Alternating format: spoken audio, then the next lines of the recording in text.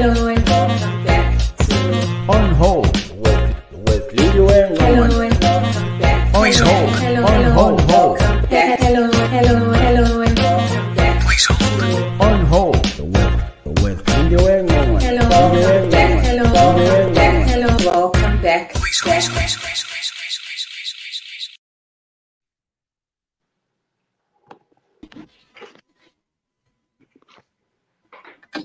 Hello, Khaya. Hello, mommy. Why can't you see me? I can't see myself too. I can't see you, but can you see me? I can. Let me try and get myself on. Hi, guys. Everyone's there except me. Ah, pull in, pull in. You know the host. Hey, these things will show you flames, man. Technology. I'm telling you. Pull in. We can't wait to see you. Okay, wait. Let me swap my cameras. Okay. You're looking so beautiful. Ah, thank you. I thank you.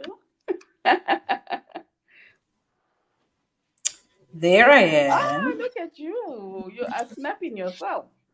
Yes. Hello. How are you? I'm You. good. I'm good. A little bit nervous, but I'm all right. Yes, thank you so Ah, much. And I see everyone saying hello. I love this audience. You don't have to ask them to greet and to tell your guest that she looks beautiful. Sometimes I have to ask her, guys, please tell my guest she's beautiful and thank you for being here. But oh, these ones, guys, I see you are very on the ball. You are on oh, the ball. shame. I wish I could see my audience. Can you see? Yeah, I'll read it for you when they put nice things. But I see a lot. I see Caesar, KK is here. I think that's Kidumeti. Nobantu is here. Tubeli, Shepon. So That's got my a lot. sister. We've Oh, got a lot, wow. Ah, I appreciate it. I appreciate it. and we appreciate having you here. I'm already triggered by just the topic, Uh, so I think I'm gonna need to be managed myself. so we'll manage each other. Yes, and I mean, you come here from a point of a mother. We're talking from experience. I think we need to make that clear that not that you're a subject matter expert in the subject, Yep. you are talking as a person who's gone through their own journey, and that's what you are sharing today, Yeah, just right? talking from, yeah, I guess we call it a lived experience. Not a journey that's ended, a journey that we are still on. So really just sharing, yeah, how the journey's been and how it continues to be, really.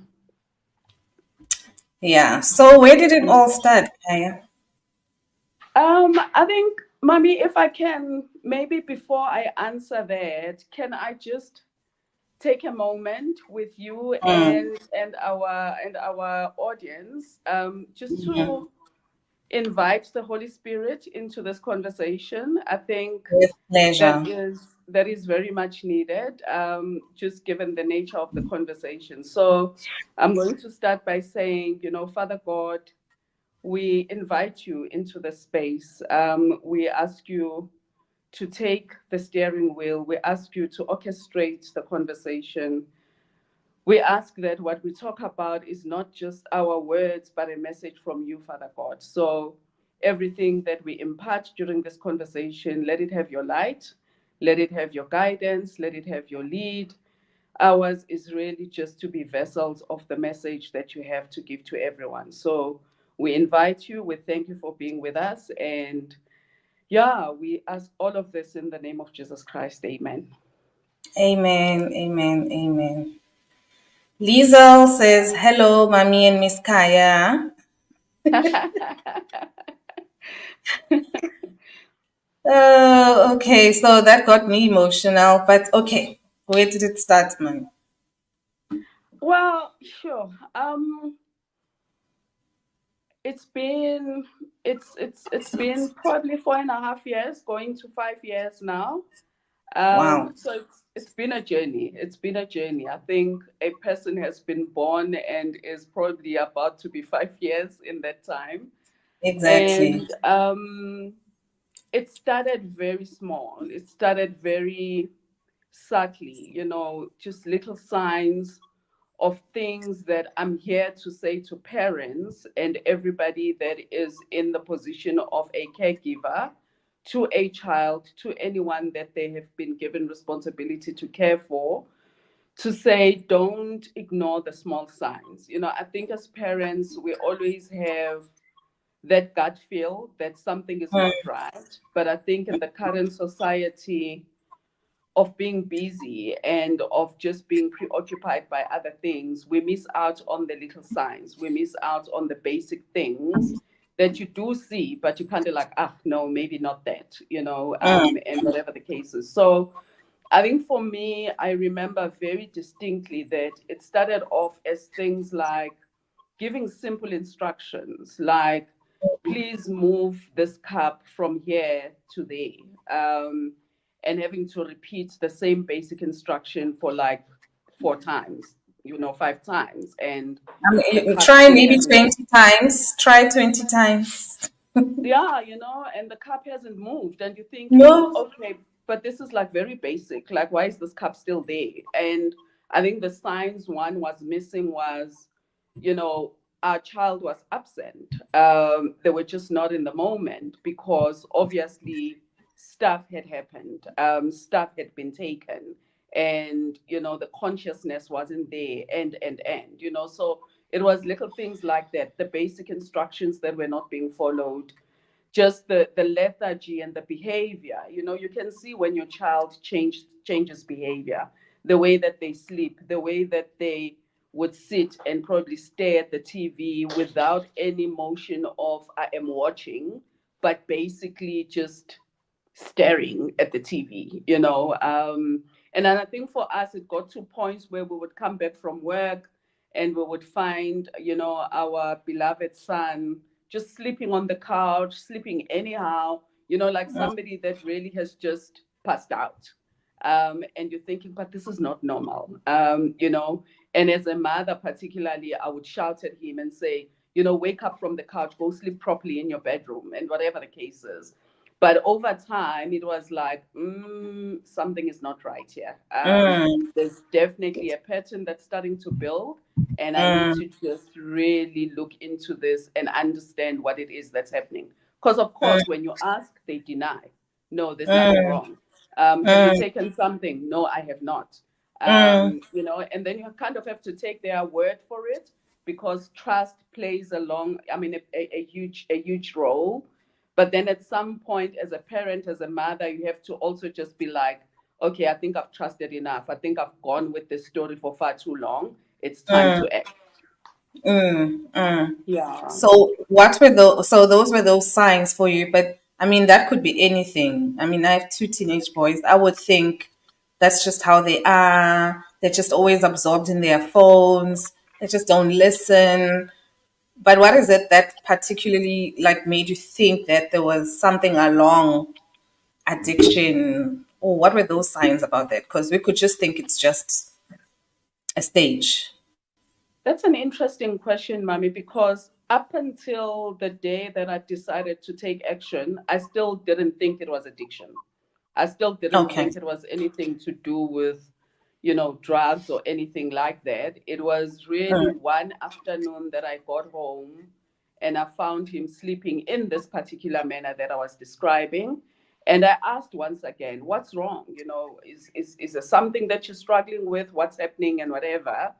But I think over time, it was in the way that he would also respond that I was like, no, this is not the normal son I know, something okay. is just not right here. So it was at that point that I was like, okay, if there's nothing wrong, I think there's something wrong, but let's go and have it seen to so that one of us may be proven incorrect. Then we all rest in knowing that it's Mm, not this, but it's that. So into the mm, car we go and mm, let's go get you tested then. And I Oh, think at that point I was still like, along the way, dude is gonna be like, okay, okay, let me confess, this is what's yeah, going on, and whatever the case yeah. is. But I think because we underestimate the power of the substance and how it really alters their thinking, it alters their consciousness and all of that. I mean, we ended up getting to, um, I took him to Life Four Ways at the time. We ended up getting there, and I was asked what we were there for. I explained what it was, and right to the point of being tested. And I'm going to pause here and say to our audience, moms, dads, anyone that's listening right now, please pay close attention. When I got there, had it not been for the nurse on duty that said to me, listen, we've seen a lot of this happening. So when he goes for his urine sample, go with him, because what they often do is they get in there and they dilute the urine with water so that when Okay. we test, we don't pick up what's going on. So you Okay. can imagine at that point, there we Mm, are, I'm following him to the bathroom. I have to watch and see that you are not doing anything with this urine. mm. And I guess, as they normally say, the rest is history. Got tested, became positive for some substances and all of that. And that's when the journey began. And nowhere in the journey did he feel like, oh, ma, you don't trust me. Nothing, like no resistance. So no resistance, but I do think there was a lot of guilt tripping, like, Yes. oh, why do I have to do this? Oh, but I've told you, so you don't trust me, and I must Mm, say I went with that for the longest time, because I also thought, yeah, maybe I'm being a bit hard. Let me just, like, mm. take his word for it. Let me trust, and until something clicked, and I was like, I'm being sold a pig in the bag. Yeah, let's just do what we need to do. If it comes back being something else, then I will happily apologize. But for now, let's just go and do what I think needs to be done. Okay, so now you test, and the test come back positive with The with. tests come back positive, and I think for me, when that moment of just that feeling in your tummy, that sinking feeling of, oh my goodness, now I know what this is. What now?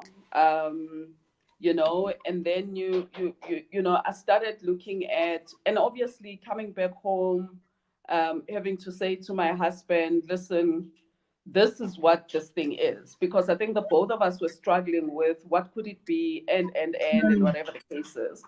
And I think 60 minutes of this conversation doesn't do it justice, because there are so many things that happened along the way that I Mm, really would love our audience to also, be let in on. But we'll just go with the high level stuff, because there were a lot of instances where, when we found out, you also, as a parent, tried different things. Took him to the police station to go show him how people that are under the influence end up, looking like, or this is what you end up, being taken into jail, just so that we can at least instill that sense of fear to say, oh, maybe let me stay away from this thing.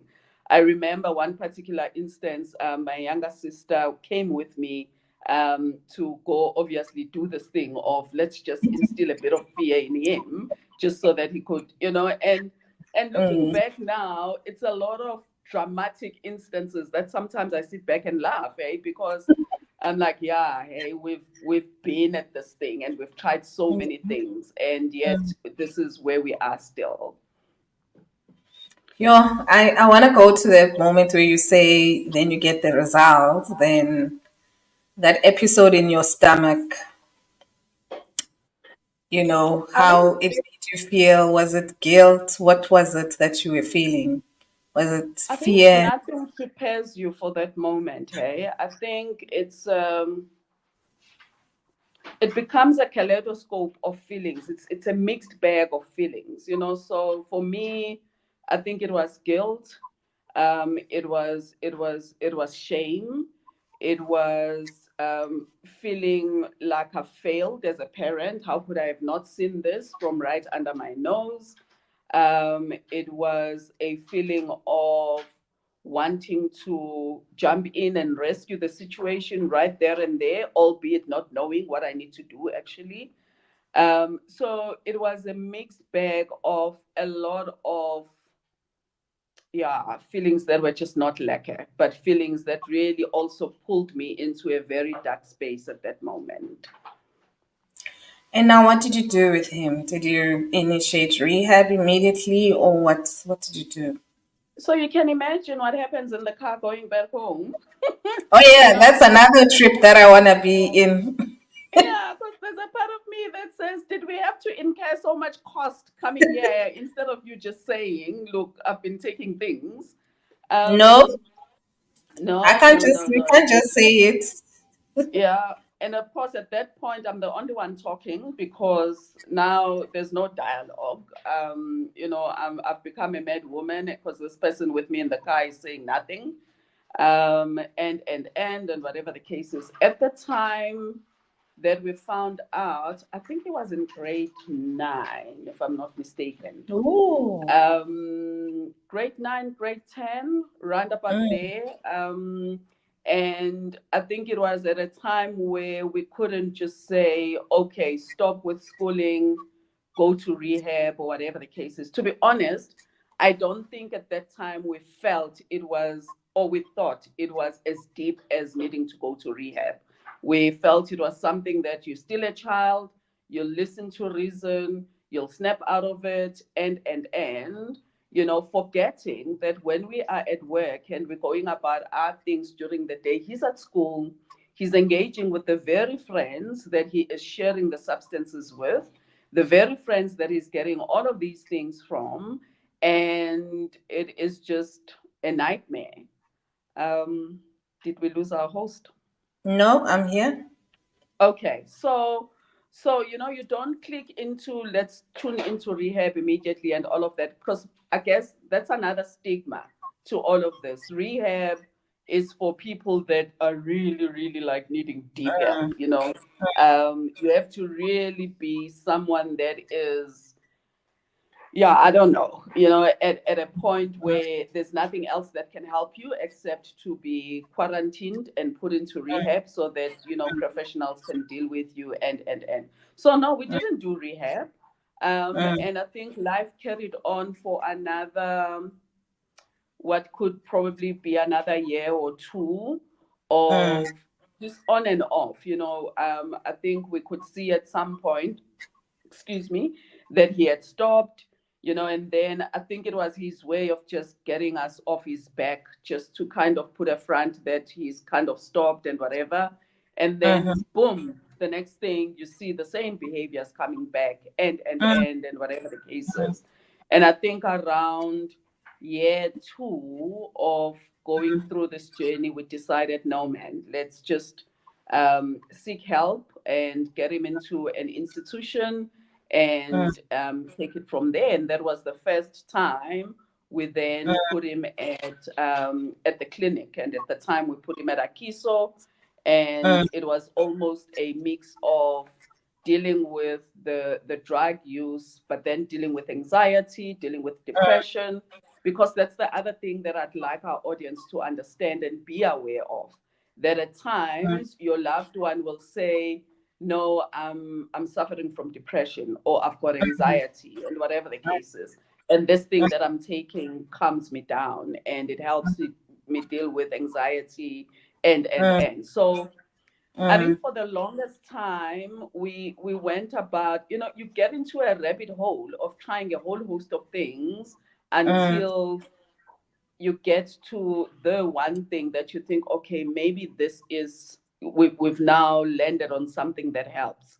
But I don't think that facilities and institutions have got a silver bullet either. I think it's also a trial and error. They try this and they try that, but I think the biggest thing is the person that's going through that coming into the awareness of I've got a problem and I need help. Until they've gotten there, our experience has been you can try everything you want to try, nothing will work because the person has not acknowledged that there's a problem. And how often did you try rehab? So I think Yeah. as we speak, we Yeah. are on rehab number 4. Um, Okay. if I'm not mistaken, I think it's 4. Mm, And it's really because we've just had to try so many things. And then it looks like it's helping, and then within a matter of weeks, back into relapse and mm, then having to go back and seek more help. So we are into rehab number 4. I'm mm, glad to say that he has, he's in sobriety for about 7 to 8 months. Um, mm, and the journey is still long because yeah, it comes with a lot of things. And maybe that's another point to pause on, Mami, because I think mm, sometimes as parents, as families, we celebrate, um, you know, sobriety of 1 month. And mm, then and I think we are taught to do that, to celebrate, to reinforce the positive, and to obviously cheer our loved ones on, and whatever the case is. But again, we've seen a number of instances on our journey that we probably celebrated a lot more sooner than we should have, mm, because it didn't matter that it was 4 months and 5 months. We still saw the relapse and whatever the case is. So I'm cautioning the point around, I'm saying it's 7 months of him being mm, sober at this point. But mm, again, I think we are now at that point of saying, let's continue with the support. Let's continue looking at what it still needs, mm. because 7 months is 7 months. It doesn't guarantee that there won't be a relapse. And what happens to the other kids? Because I know you also have a daughter. There's probably cousins, and all of this is happening. What's the impact on them? What do you Yeah, say? look, it's devastating, the impact that this has on the family. I mean, my husband and I are raising a blended family, and that is a challenge on its own. And then you kind of layer this with this challenge, Mm, and it becomes a bigger challenge. And what we are seeing, on our younger one, our daughter, is that as she's growing, so she's now 8. And mm, I'm saying this started like about 5 years ago, so she would have easily been about 3 or whatever the case is. And at that exactly. time, it really didn't dawn on her what it is that was going on. And now Mm. she's able to connect the dots. And now Oh. she asks questions, so what's happening? What's wrong? Has Njabu been naughty again? Has Mm, this happened again? Or whatever the case is. And as a parent, mm, you have to kind of find a way of lending the message without creating more drama within the household. And mm, these kids of today, they talk a lot because they mm, are more exposed than when we were at their age back in the day. They see mm, things, and I mean, we've got our dear nephew that comes and visits our daughter, and you find them chit chatting in the corner, the two of them, and they're talking about the story. And obviously, mm, it's not deep for them, but they are questioning the fact that, so where's so and so? Why is he mm, missing from time to time? And and mm, and and and because a lot of your time and attention and everything goes to this one particular person each mm, time these things happen, it mm. does take away from the other kids. So Exactly. the child then feels like they're not getting the attention, they're not getting the Mm, love, because mm, from time to time, the child can see, oh, now there's a thing going on, now they're having to rush mm, off somewhere else, mm, and now I'm left behind. And so it's got a it's got a devastating impact on the family, and I think it's got a devastating impact on the siblings. And that is why, again, as parents, we need to stay woke and kind of be aware at the dynamics that this is creating within the household, because before you know it, you're dealing with another issue with another sibling without you knowing that actually they have been adversely impacted by what has been happening in the household. Exactly. I mean, what you're saying is true. You're focusing now on one and now forgetting to focus on the other in terms Yeah, of those signs. And they could be going through their own thing as well. yeah, yeah. So let me just see if there's questions. I think, Brian, you're asking if you can ask a question. Yes, please, you can type your question. So, okay, Kai, you said you can't see them, but I think people agree that it takes away time from the sibling. It's a challenging journey. You are being saluted for the experience that you've gone through. And yeah, I think you may ask your question. Just post your question and I will ask. But Kaya, mentioned that you're also in a blended family. So I want Yes. to talk about that because um, now you have a husband. I mean, how does he come in? How do you even do anything? Because then it's like it's your child, it's my child, and this child is also like, who are you? What happened in your case? So I think I am going to say here, I am blessed to have a very supportive husband. I mean, kudos to Ubaba Mkhize. He's very supportive. He's been probably my pillar for all the time that we've been journeying on this. I've got a very supportive family. Some of my family members have been very supportive, particularly my sister Tube, that's been, you know, the one that just like drops everything as and when there's something going on. She's the one that we went to the police station with, thinking Yes. that we can actually instill this fear in this child. But I think coming back to my husband, I think what has been very, very useful and helpful, and like I'm saying, a blessing, is my husband has never seen, Njabulo as not his child. So it's never been a case of look at what your child is doing, and from get-go, it was and continues to be our challenge. It has always been something that he takes as his own.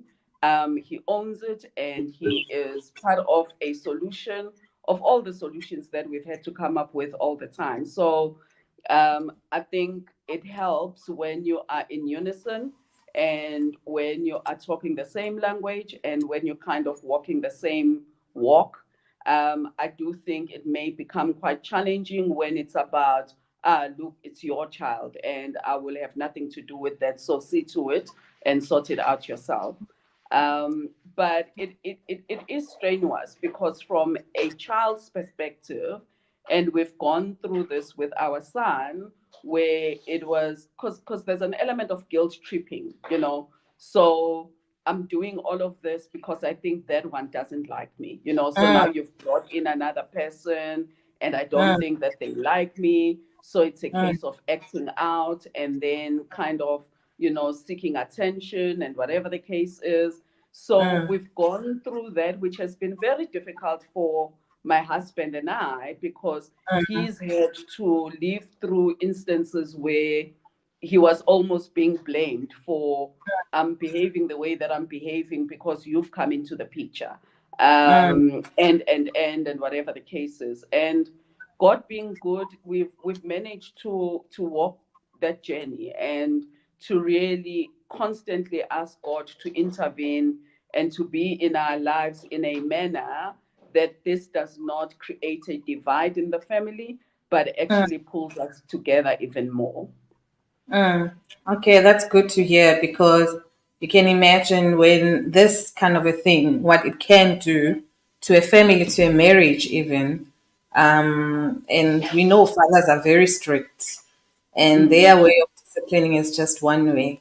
And mothers Yeah. will always be like, "Yo, mtanam, Yes. it's not that bad. Can I at least, do this? Let's let him do that." And the father's like, no ways. And this one is looking like you're not even mine, and I'm not gonna mention it, but you can see with the attitude that, and now it creates kind of a big crack in your own marriage, so Yeah. I'm glad Yeah. to hear that actually God preserved that, because you needed that support, especially. Absolutely. Yeah, because some of Absolutely. the things as a mother you can't face. I know when we spoke, you explained some of the incidents where you as a mother don't even have the courage to go into a situation to see your son in, and you need your partner to do that for you. And but if you're not on the Yeah. same page, and this one's now thinking, hey, you've spoiled this child too much, Yeah, doesn't. yeah. And I mean, to that point, that is exactly what happened with the last incident that we went through with our son, because he had then disappeared for a period of 2 weeks, after I had dropped him off at an exam center where he was writing an exam. And lo and behold, when I went back to fetch him, he was nowhere to be found. And then the roller coaster started again, and Hmm. he went missing for like 2 weeks. And it was the most difficult period ever. I mean, never had I thought I would be going to a police station and filing a missing persons report. And And going not just through any person, not just my son, and exactly. actually, and some of us having gone through that experience, you have to now take a photo of your loved one. You complete forms, and as I'm completing forms, the tears are falling, because I'm like, oh my goodness, this could go either way. We could find him, or we could find him but maybe not even find him alive, or whatever the case is. And now there's a file at the police station with his photo and everything.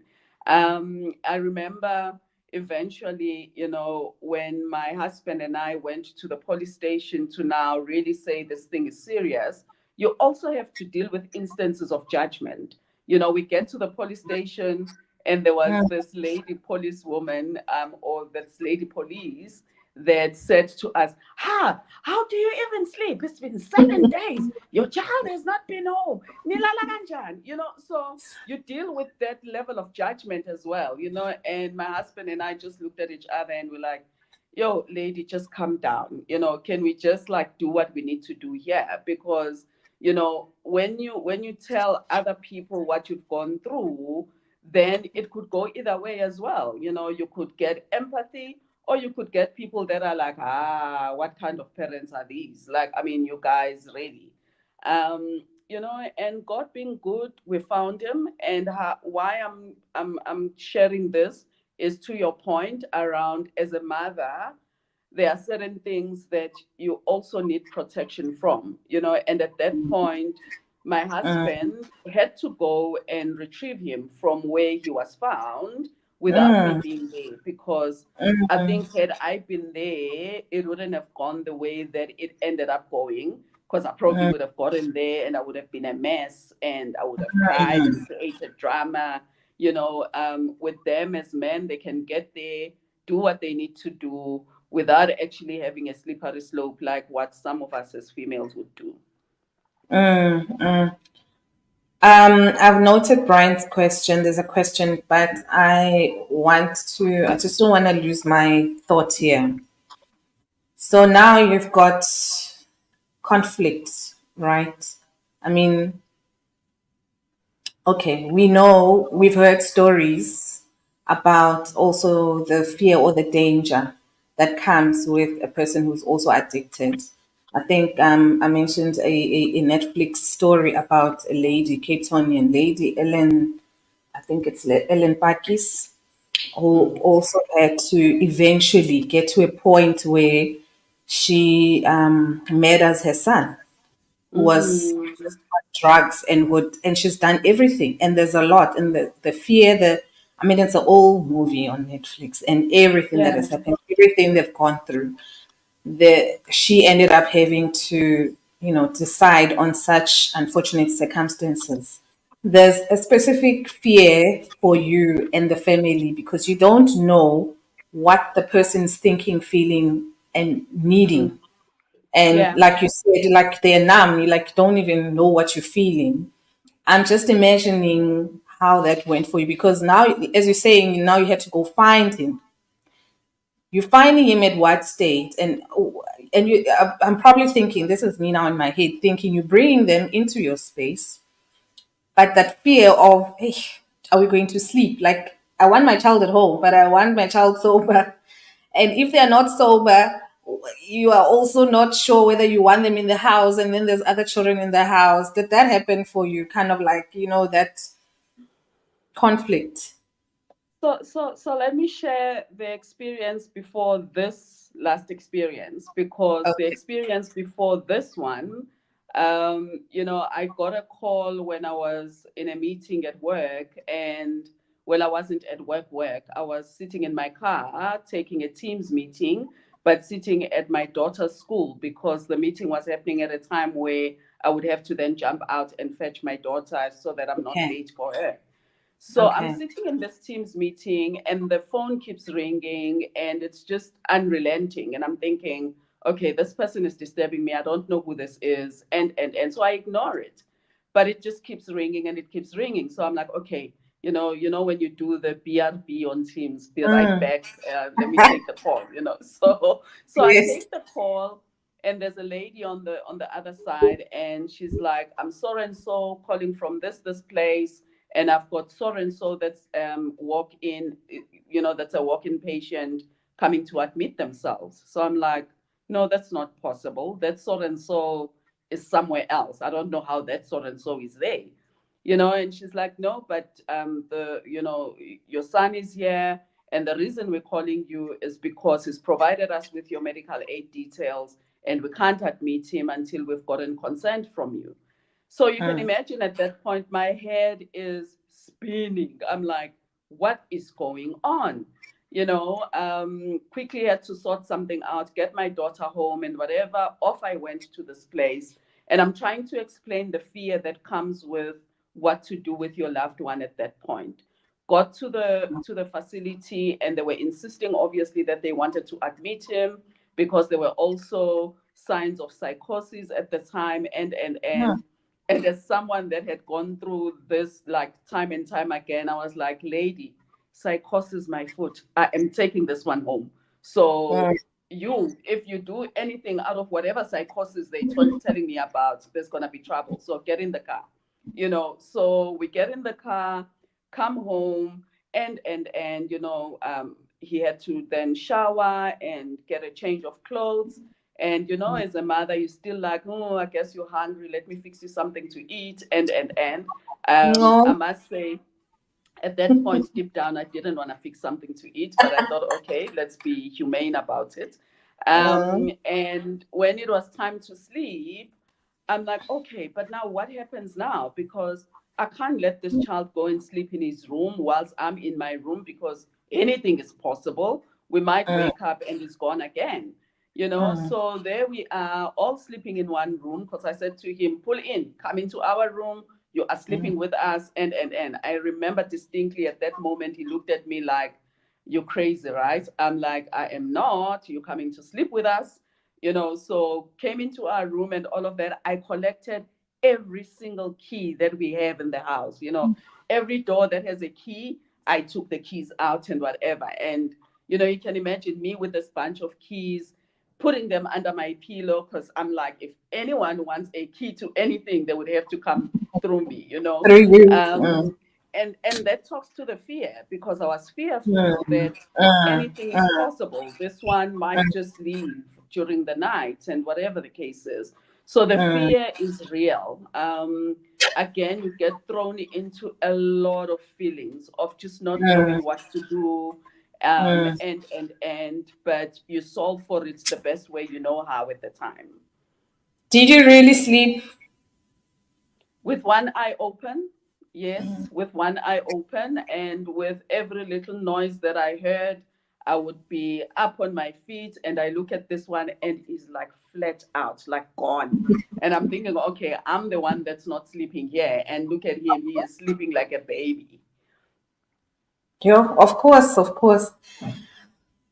We have a lot of people appreciating you. They're proud of you. Kes West says, so proud of you. Client Mashiti showed a beautiful topic. Thank you. Dipuo says you've kept so strong during this challenging Ah. periods. Liesel says, do you go to family sessions? We are going to talk about that now. Dipuo also agrees support structure. We're going to talk about support now in family. Zandi Lemkunu says, you see, God gives you strength to deal with. Thank you so much for sharing your story. Lots, guys. Should you guys, lots. She'll see them. We'll make sure she sees your comments. Brian asked, how do you deal? Let me just find Brian's. Okay. What's the best way to deal with a child who is drug addicted? But not in your family line. So I'm thinking Brian means that so they're not in your family line, Brian. So you had a bad experience trying to save a young man's life. So I know Brian, Khaya. Brian is a teacher. Yeah. So I guess maybe it's from that perspective to say you can see this and you try to assist. I don't know. Do you have any advice? Whew. It's a tricky one. It's a tricky one, Brian, and I don't know that there is a straightforward answer to that one, because you also find that we're dealing with families that are in denial. So when a family is not awake and is not acknowledging of the fact that their loved one, their son, their daughter, is using substances and whatever the case is, it becomes a very hard nut to crack, because you've got a family structure that you now need to get past first.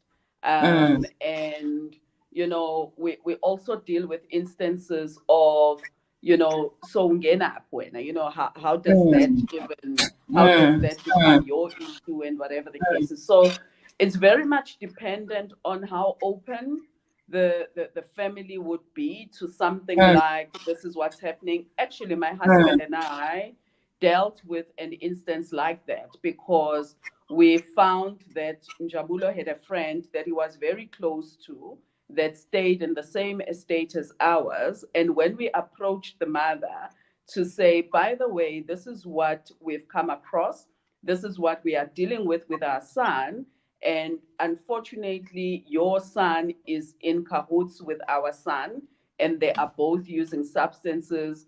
That conversation did not go down very well, and my husband was accused of causing trouble for this child at the school, and whatever the case is, and it just ended up being a very messy situation. So I think it depends on how open the parents of the other child are to mm, understanding and welcoming of the knowledge that something is untoward and whatever the case is. And more mm, than anything, it's about whether or not the child mm. acknowledges that there's a problem, because Exactly. a lot of them don't actually want to say, look, I have been, taking these substances and I need help, because they are afraid of getting into trouble at home. So there's always an issue of escaping the reality of what they find themselves in, and. So, Mami, unfortunately, I don't have a straightforward answer for Brian. I think it's Mm, about really just looking at the situation, assessing it for yourself, mm, and and also getting yourself in a space of how far are you willing to go to play mm, the role of a rescuer, because before you know it, we also put ourselves in situations where we want to rescue something mm, that at that point is mm, not something you can rescue, because it's not at that point of acknowledgement that there's a mm. problem. I hear you. I hear you. And I think to add to that for Brian is, yeah, it becomes difficult because you're right. If the person themselves does not want the help and does not accept that they need help, you've got first problem. Second Yeah. problem already with the family would be the shame and the guilt and exactly what you like explained that you also felt to say, are you now judging us that we're not taking care of our child? So that's the barrier you talk about to say you've got to go past that as well, because it's kind of like you're saying to the parents or the family, look out. So you're giving them work and they also are in denial. They don't want to accept, or they just don't want to, they want to just avoid and ignore the situation Yeah. because of how it looks and the amount of what it means for them. So there's those dynamics, and as an outsider it becomes difficult really if you don't have that support, because you can't do it every day. the Yeah. the person will always run away from you, the parents, or the it's like every, I guess it is what it is with teachers and children. Teachers are trying, parents sometimes you know in denial. It is a tough one, Brian, but I think kudos Yeah. to you for trying, kudos to you for always Yeah. And seeing those I children and must wanting maybe to weigh help. maybe I must weigh in on that one, Mami, because my husband and I had two encounters where we went to the school and we approached the school authorities to say, look, something like this is going on at your school. We don't know how big the problem is within your institution, but we definitely know that this is happening with our child. So perhaps you need to, you know, um, investigate, look deeper into this issue, and whatever the case is. And what we found in those instances is schools are very, they're not quick to actually look into those issues deeper than what you have told them, because they also have a reputation to uphold. Particularly the schools where our son went to, so 100% matric pass mark, and we are good at sports, we are this and whatever. Now you're coming and introducing a thing of drugs at our schools. Like, I mean, really, what are you talking about? So it must be that the bad apple here is your child, because we've never had this in our school. Only to find that you've got a lot of children that we saw outside of the schooling institution that actually were struggling about the same thing. I think in our neighborhood alone, there were about 3 or 4 boys that were in the same kind of situation as what our son was in, going to the same school, but the very school was very, averse to going into this thing deeper than what we were reporting, because there's no way. Before you know it, school X is now known to be, a drug infested school, and that's a reputational issue. Damage, yeah. True, true. Yeah. So let's talk support. I think people have been asking, how have you managed all of this 4 years and you're still in it? As you said, it's not over. How have you Um, managed? I think firstly, it's maybe important to indicate that through our journey, what we've realized is that everybody is trying to do their best. You know, Mm, um, Even professionals that deal in the area of drug addiction, and they don't have a silver bullet to this issue. They are also, trying things out, so it becomes a trial and error, and yes, they are professionals, but mm, they also are just trying to figure it out along the way. And no one person is the same as the other, so they all present with different challenges, and so mm, one of the things that we've done is go through, support groups. So some of the facilities that we had put our son in had support groups that we attended every Saturday, where families get together and we have conversations around what we're struggling with, how we are dealing with certain things. And at a point, everybody gets brought together with the recovering person, and we talk mm, about issues that we are going through. Excuse me. But also what happens in those instances is that we find that the loved one is also putting up a front because it's in a community of people. Let me appear as being someone that's kind of towing the line and following uh, Rules. instructions and whatever the case is. Yet when they come out of there, it's a different ball game altogether. um, I think for me, family has been a huge pillar. Like I said earlier on, just having conversations, open conversations with my husband, being vulnerable about where I'm at and how I'm feeling at any given point. I will say that, my sister Tube and her husband have been huge pillars of support, being able to drop things at a drop of a hat to come and assist us, but to also have that listening ear that that there's no judgment, and they are just there to listen, though they will not offer any immediate solutions, but you've got a shoulder to lean on.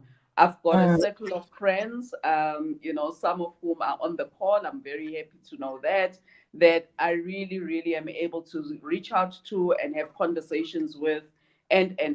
But I mm, think what I've struggled with all along, because I am a human capital professional that has been in HR for the longest time, and mm, dealing with people issues and dealing with instances, I was like, me, I got this. I don't need to go see anybody. I'm sure I can sit myself on a couch and counsel myself and do whatever that I need to do, and it has dawned on me that actually that's not the case. So mm, I do need to also look into my own Pandora's box that's like just exploding now with a lot of things. I had instances where I couldn't even get out of bed. I mean, when Jabulo disappeared, the last instance, I think I had a solid 3 days of just not being able to get out of bed because I was like, God, what now? Like, what do I do now? I think, and that's when it dawned on me that when we lean on our own understanding and on our own ability to do things, certain things just don't shift. So I've found strength and solace in the Word of God. I think my spirituality has really, grown over time, and prayer has really just carried me through the darkest and most difficult of times. But I think what I'm proud of now is I am now going through therapy for myself, because I think for the longest time, and I think my sister has always raised this with me to say, you can't keep pouring from an empty cup. Your mm, cup is now empty, you are mm, depleted, yet you mm, have to run around, rescue this child all the time, and. It's time you looked at yourself, you looked at how you refill your own cup before you are able to help this next person. My husband always says, like, when we are flying, love, they say when you put on the mask, put the mask on yourself first before you help yes. fellow passengers. And I always laugh at that. But it's very true, Mm, so I've done 2 instances of my own therapy, which has mm, been very interesting. When you sit in front of a stranger on a couch and all you do is just cry. mm, And I think that then becomes the first sign of, okay, now we're mm, at a point of acknowledging that there's a problem, and mm, let's deal with the problem. Let's strengthen mm, you. Let's get you to a point of being able to just broaden your shoulders once again mm, and do what you need to do. mm. So all I'm saying is, let's not be scared of therapy. Those lovely people don't bite. I know there's stigma, especially in our Black culture, where people think, therapy means you've got problems, and therapy means you are needing to be rescued from wherever and whatever the case is. Therapy is good, guys. Go for therapy. Listen, there's thank yous to Babu Mkhize for everything. For just Yay. yes, there's the comments coming up on screen. showing what the people are saying, Siyabonga, and some of the comments are coming up also. But a typical human capital professional tendencies, self-counseling, you got it all.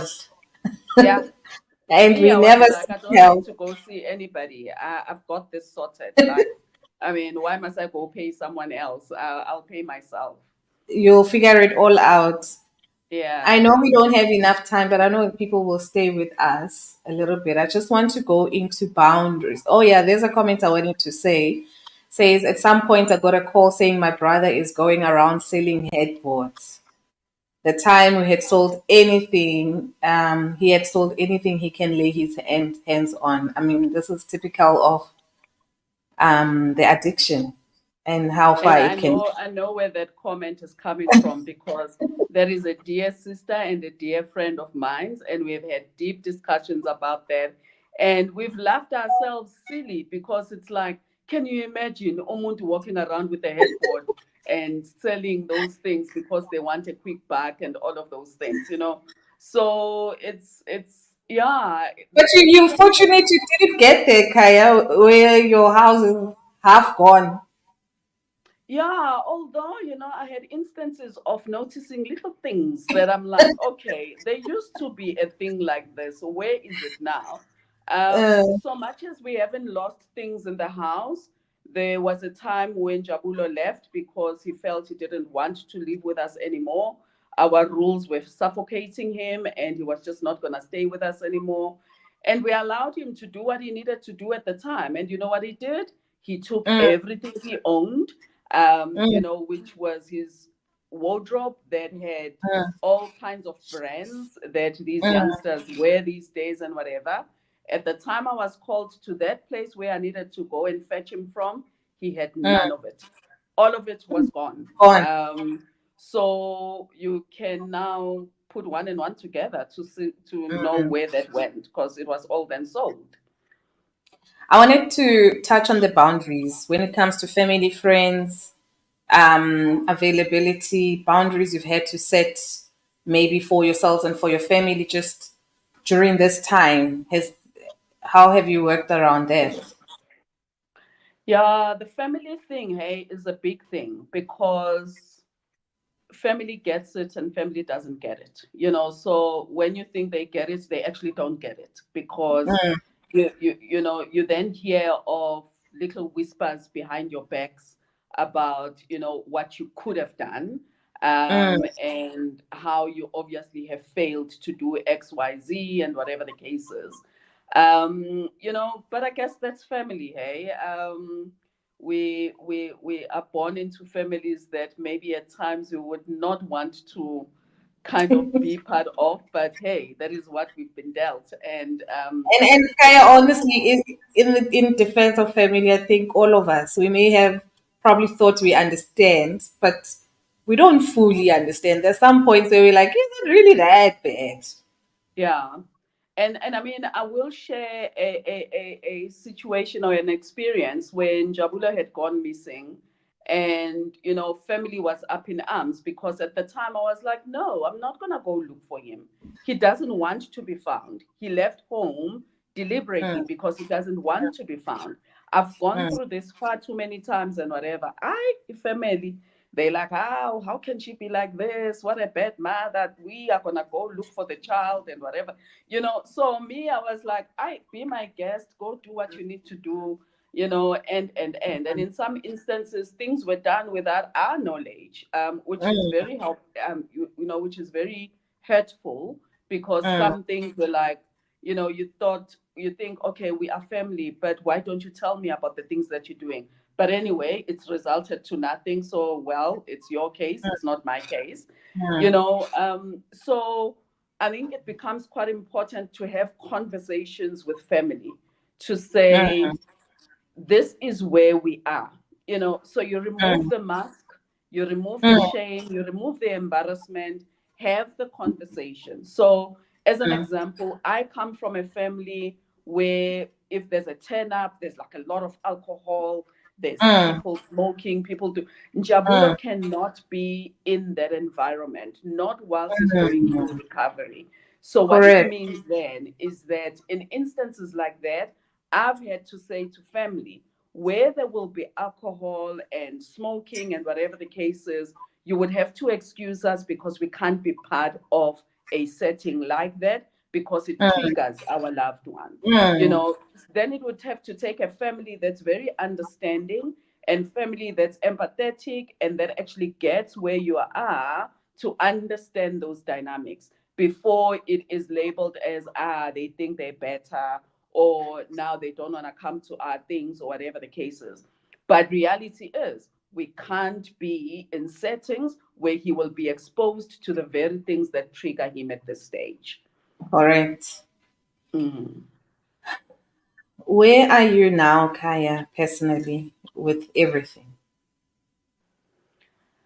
Phew. I've surrendered fully. Hey, I've surrendered fully to God. I think, I've tried all that I could with what I knew in my human form, and I'm still here, and I'm still dealing with challenges and all of that. And I think, surrendering to God and, leaving everything at his altar and just saying, God, just take over. I can't anymore. I've done all that I could. And. I mean, our family at this point is still very much, together in trying to resolve where we are at. I'm very happy to see the progress that our son has made. I mean, 7 months later, he's looking great. He's managed to jump through certain hoops. It's still a long journey for him. It really is because, there is still a lot of self condemnation. There's still a Mm, lot of shame. There's still a lot of when I get out of here, my friends would have progressed much further than I have. How do I fit back into normal society? So there's still a lot to deal with. And, I've found true family in our church. We go to City Life Church in Lone Hill. Whoop whoop. I think I saw Pastor Kez on the call. And mm, they really have become, our source of strength and support. And I think without that, I don't know. I think I probably would have. I don't know, mommy. I think I also would have just unraveled. Because this mm. could have easily been our undoing as a whole family. Correct. And the other stigma I was thinking about as you were talking is, people saying, there's your child with Kaya's son again. He's known for this, that. I mean, yeah, you're right. It's still going to be a long journey, but I do believe that you've got the right principles, you've got the right foundation, the right support, the Yeah. right attitude, I think. And yeah, they always say, God will not give you what you cannot carry. And you just wonder, like, oh God, why me? Do you really trust me that bad? Like, Yeah. really that Yeah. Yeah. me? Couldn't you give it to someone else, Yeah. Um, but I think there's been messages popping out. Are you seeing them when we flight them like that?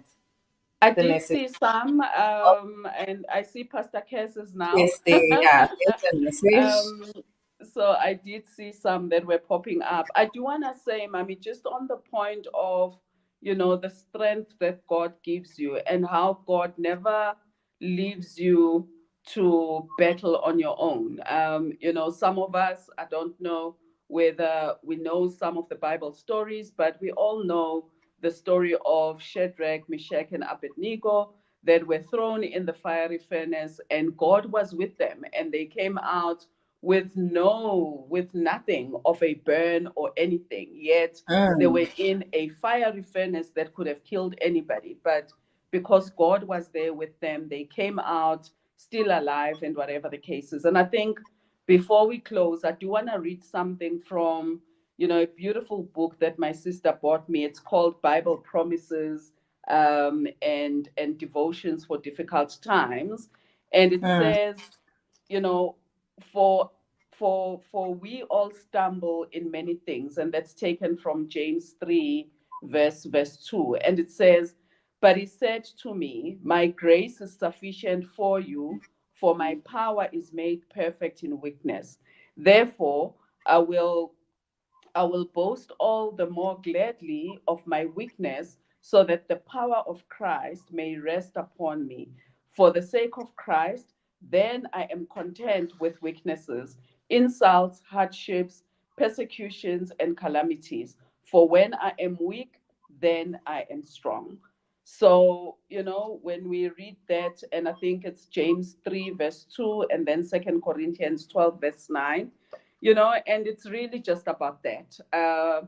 We've seen God show up and show off in our moments of weakness. We've seen God just do things that we never thought were possible. I think when my husband and I would be like, now we see no way out of this, then boom, things happen, and we still, yeah, we still trust him even in this moment. We have a lot of faith in God. He has seen us through many instances, he's seen us through many difficult times.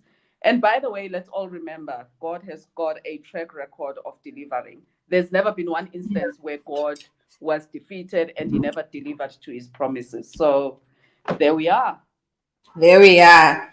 I don't know if I should even say anything about that. I mean, do I need to?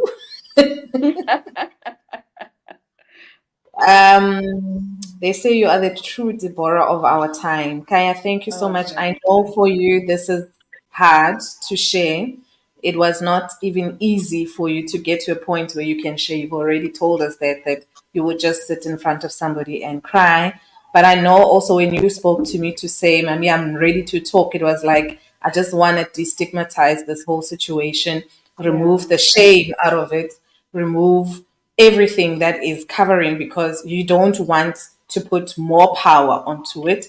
You want to be able to strip it off its power, be able to talk about it, give permission to other parents and other families and other fathers to also be able to talk about it, to own what they feel, to own what where they're going wrong, what they're going right. They must be able to be vulnerable.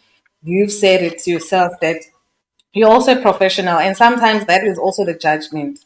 How she's clever, but she's a Yeah. doctor, but she's this, Yeah. but how could they not? I mean, all of that. I think for me, for this channel, my personal goal is to see exactly that, to see people, for us to see each other as people, as human, Yeah. as to be gracious. Yeah. There's no right way, there's no wrong way, there's no perfect thing, and I am probably against judgment. That's the Yeah. point. It's like, can we sit and listen? Can we be empathetic? Can we Yeah. think about the person, be in their shoes? We are not always going to get it. We all not always going to agree. We are not always going to understand. But Yeah. we don't have to be judgmental. We can help each other.